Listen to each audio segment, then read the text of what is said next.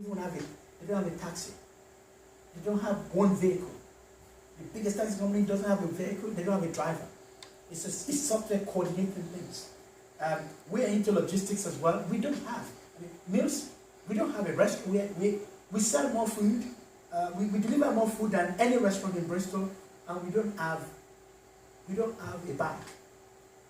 We coordinate everything through this. That's what we do. We don't have a bike. We don't have a restaurant. We're going to be selling more food than most restaurants. No, we don't have a restaurant. We don't cook food. We don't have a bike. We don't have drivers that are working for us. They only work with us. Financial services, world remits that used to, maybe 5 years ago, if you want to send money to Nigeria, you have to go through Western Union money or whatever, okay, or bank. World remit is a company started by a Somalian entrepreneur, very smart guy. It's just on your phone. I used it a lot now on my phone. Just put the person's stuff and then you get it real time. Within 3 hours, they get the money. It's using software to destroy spaces. Education. University as we know it might not be the way it's going to be in the next 20 or 30 years. General Assembly is a website, it's a company that enables you to get skills without going to university. Skills that will give you value a lot. So software is eating the world. Think about what you can use software to do if you're thinking about a pain point. That's Stitch Fix. It's a retail company.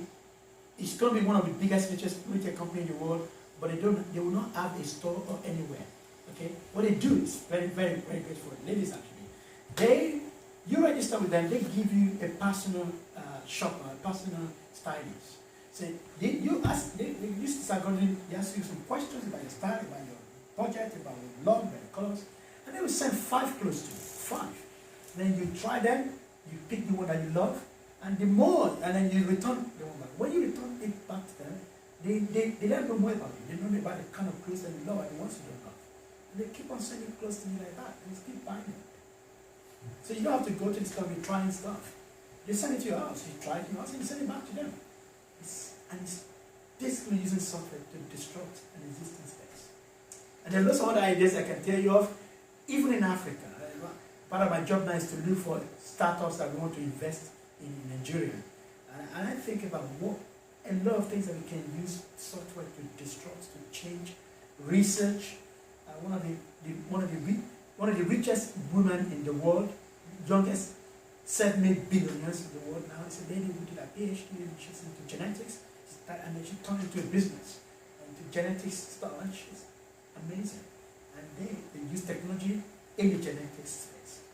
And there's still huge opportunities out there, both here or especially in the emerging markets, that you can use technology to disrupt. So, quickly, I'll just run through my advice. This is my 2 pennies worth. Feel free to discard them, but just from my experience. Live in the future, find out what is missing in the present, and create a product around it if you want to be a successful entrepreneur. Live in the future, what is missing in the future that you can identify with, find out what is missing, create it now, and create value. Define your hypothesis around your business and prove it as soon as possible. What is it that you're trying to prove? So I believe that people are not going to be using this flip chart anymore in the future. They're going to be using, they're going to be able to do something on their phone and it's going to be reflecting there. I believe that. And it's a video product that will test that as soon as possible. Focus on the mission, not money. Because money follows purpose most of the time. Not all the time, but money follows purpose most of the time. Find the pain first, then scale later. Don't worry about not being able to be the company that can scale now. Do things that don't scale initially. As long as there is a possibility of it to scale later, then you can build a scaler. You can build a scaling engine around it later.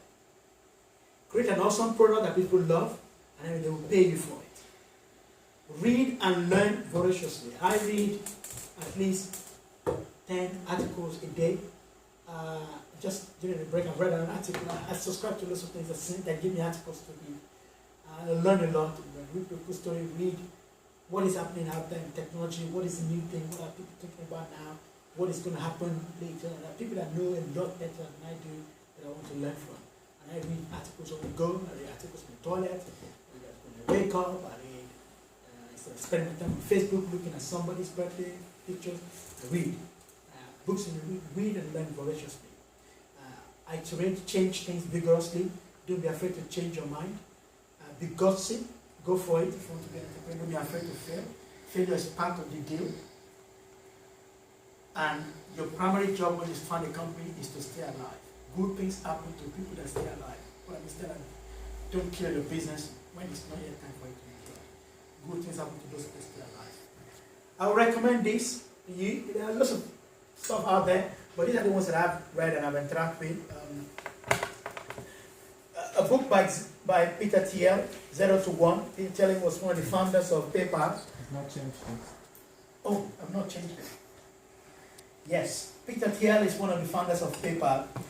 He also invested in Facebook. He wrote a very nice book about companies. And the major thesis behind 0 to 1 is there is vertical change and there is horizontal change. Most businesses are horizontal change. They just move from 1 to 2 to 3. It's very easy for you to do that. To create an incremental change to something that already exists. But moving from 0, from nothing to 1 is the hardest. So Facebook started from nothing to 1. iPod was a big change of putting music in a small store. That's 0 to 1. Other things that built on top of it later, they become easy. And it just being able to think that way and have thinking around that is very important. This other one, The Art Thing About Art Thing by Ben Horowitz. Ben Horowitz is one of the founders of Netscape, and is now a venture capital in Andreessen Horowitz VC in Silicon Valley.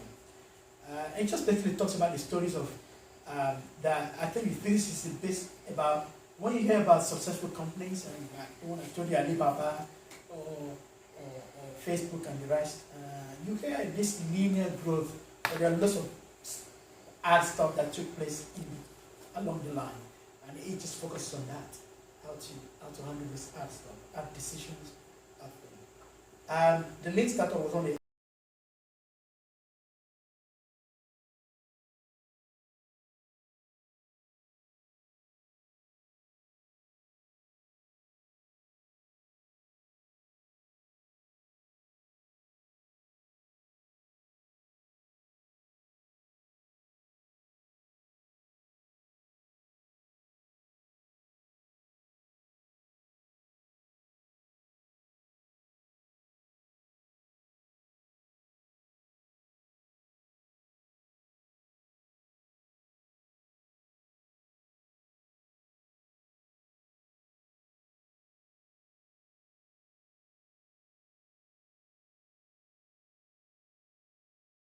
online on YouTube.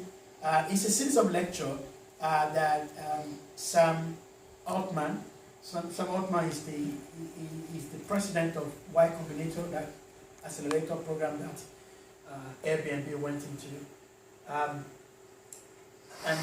It's a series of lecture in Stanford University student, and Sam Altman invited quite a lot of people to come and speak to students about how to start a startup, basically from why start a startup, to fund your idea, how to get investment, how to build a team, how to do product, and all that stuff. It's quite a lot. I'm still listening to them. Actually, I was listening to one of the lectures in the car when I was coming here. And he had lots of founders. One of them was Peter Thiel was there. Ben Horowitz was also part of the people that came to speak. Quite a very interesting guys over there as well to speak to the students about how to start a startup. What is it? What does a startup mean? The other one is by Seth Godin's Startup School. It's a podcast on iTunes. I listened to it again earlier on. It's very fantastic. If there's anything I want to recommend above everything else, is Seth Godin's Startup School. Hugely great. Just download it and just listen to it while you're cycling or going to the bus or whatever. Just amazing. It talks about the difference between freelance and startup. A lot of things I've said today were influenced by this lecture series. It's about maybe 10 or 8. It's amazing.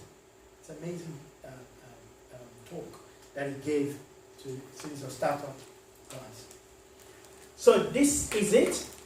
Actually, I wanted to do this workshop if we have time, but you know what? I printed it. I was to give it to us so that we can do just an idea around. This is basically, it helps. Instead of writing a huge business plan, if you have your next idea, right? This is a very good way. This is a lean business plan that you can actually do to write out your idea. And it basically forces you to ask basic questions about that idea. What is the problem you're solving? What is the solution you're creating? What are the key metrics you want to use to measure your progress, i.e. customers are buying it, how much the barrier is talking about? What is the unique proposition for this product? What makes it different from the existing one? It forces you to think about your competition, about what makes it different from that. Why is my product or my service better?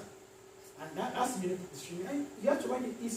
These are bullet points, not story, just bullet point. Okay? The value proposition of this is this, next is that.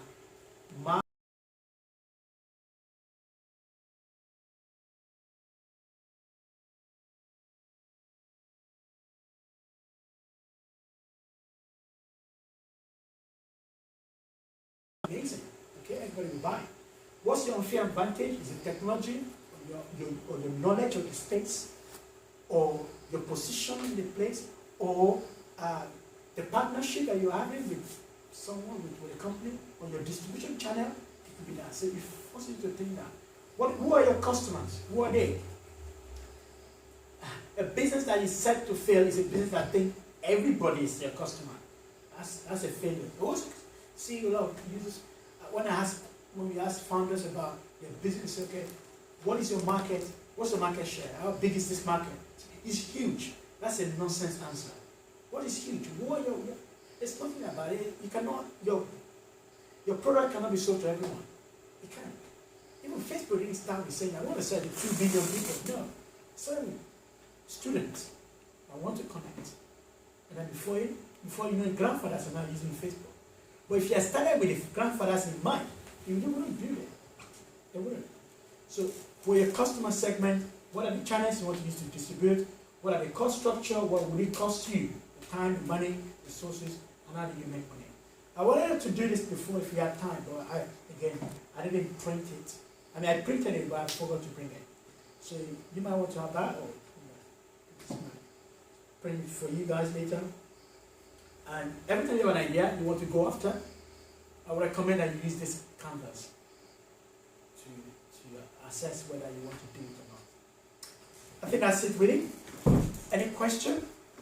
So I was just wondering, can we just have an hypothetical case? Yes. That's what I wanted us to do before. Yes, and just, I mean, even if it's one, and let us work it together. I mean, it's not that we still have time. Anyway. Oh, you still have time? Okay, that's fine. If you want us to do that. Would that be all right? Yeah. Sounds In a real life situation. Okay, we can do that. Let me just use the loo first. Can I have a short break? I want to go to the toilet. yeah.